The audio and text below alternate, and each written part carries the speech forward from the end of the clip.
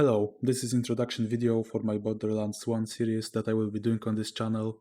The basic rule of the challenge is that I need to use every item that I find. It includes every weapon that drops, every item that drops from enemies, every item that I find in chests or other containers, and every item that I receive from quest rewards. Now let's get to more details. I got idea for the challenge from YouTube channel called Meet and Squad. Dude creates many great videos about different challenges, mainly in Bethesda games. The specific video is called Can You Beat Borderlands 2 by using every weapon you find. I'll leave a link to the channel in description. Now let's get to the rest of the video.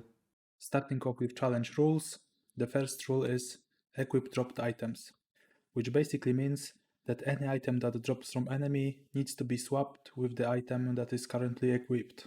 This includes weapons, shields, and so on. Additionally, if I cannot equip item because of its level requirement, I need to throw away this weapon and cannot re-pick up it again.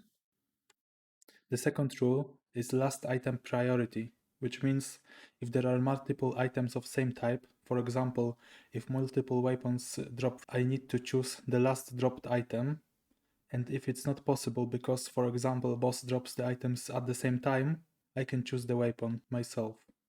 Third rule is choose only one from chests.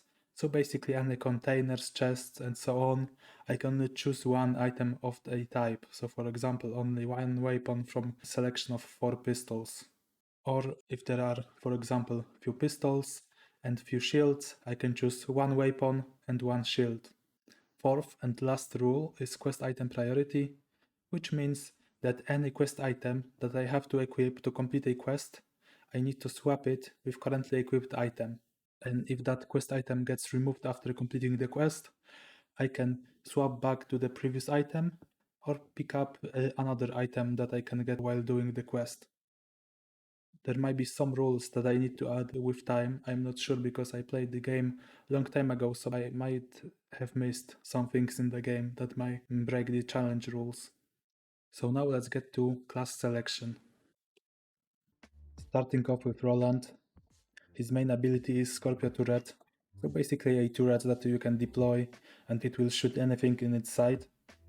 I don't really want to go with the turret because it will help me kill enemies, and my whole challenge is based on having to use random weapons, so it will decrease the difficulty and fun, so I will not go with Roland. But anyway, if I went with Roland, that would be my build. In infantry skill tree, 5 points in impact to increase bullet damage, 5 points in scatter shot for increased damage for shotguns, 5 points in metal storm for increased weapon fire rate and recoil reduction, 5 points in assault to increase magazine size and reduce recoil with combat rifles.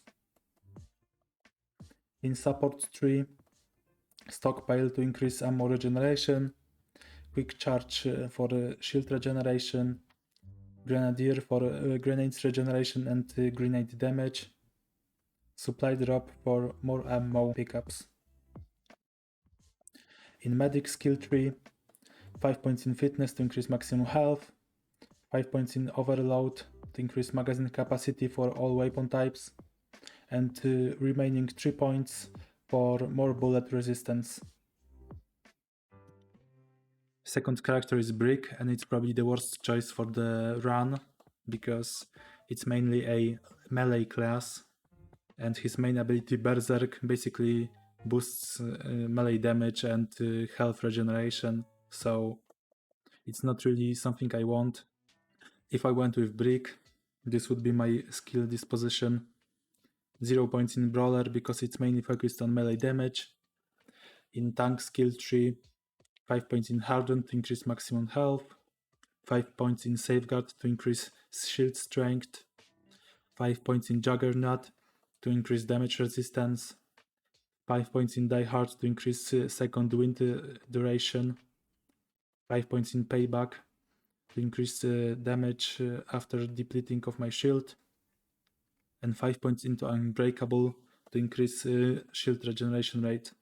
In Blaster skill tree, 5 points in Endowed to increase explosive damage, 5 points into rapid reload to increase reload speed and recoil reduction, 5 points in revenge to increase damage after killing enemy, 5 points into wide load to increase magazine size for rocket launchers, and 5 points into master blaster for increased fire rate and rocket regeneration.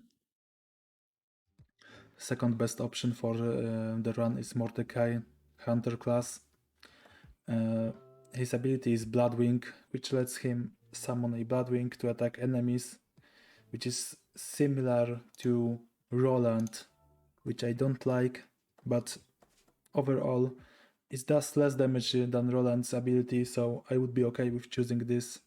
If I went with Mordecai, this would be my build.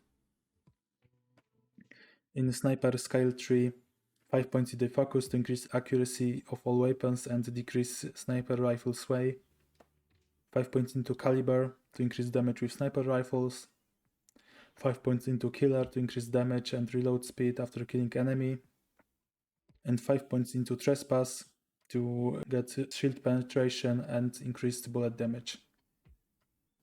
In Rogue Skill Tree, 5 points into Swipe to get more drop from enemies attacked by Bloodwing, 5 points into Fast Hands to increase reload speed. In Gunslinger Skill Tree, 5 points into Deadly to increase critical hit damage, 5 points into Gun Crazy to give pistols a chance to fire 2 bullets, 5 points into Hair Trigger to increase fire rate and magazine size, and 5 points into Relentless to get additional fire rate and damage after killing an enemy. The last character and the one I've chosen for the run is Lilith the Siren. Her main ability, Phase Walk, lets her turn invisible, which gives me 2 important things during my run. First is ability to get away from dangerous situations. The second is ability to turn invisible whenever I don't have ammo for my main weapon, to avoid using melee weapons whenever I can. The only downside of the phase walk is that it deals damage whenever I start and end it, so that's the only downside, but other abilities basically increase my melee damage or damage enemies throughout the whole duration of the skill. So in my opinion, that's the best option there is in the first game. For the run, I've chosen following skills. In controller skill tree, 5 points into Diva to increase capacity of the shields, 5 points into Inner Glow to increase health regenerations during phase walk, 5 points into Girl Power to increase shield regenerations after killing enemies, and 3 points into Mind Games to give every bullet a chance to daze enemies. In Elemental Skill Tree, 5 points into Quicksilver to increase fire rate of weapons, 5 points into Spark to increase elemental chance for elemental weapons, 5 points into Intuition to increase movement speed and experience after killing enemies, and 5 points into Phoenix to get a chance for ammo saving after killing an enemy and dealing additional fire damage. In Assassin Skill Tree, 5 points into Slayer to increase critical hit damage, 5 points into Enforcer to increase accuracy and bullet damage after killing an enemy, and 5 points into High Velocity to increase bullet damage and bullet velocity. I think that the other characters are viable too, but in my opinion Lilith is best for the run. First, because her ability is mainly focused on running away and getting out of dangerous situations rather than dealing damage. And second, because the skills I've chosen mainly benefit my guns or the character itself.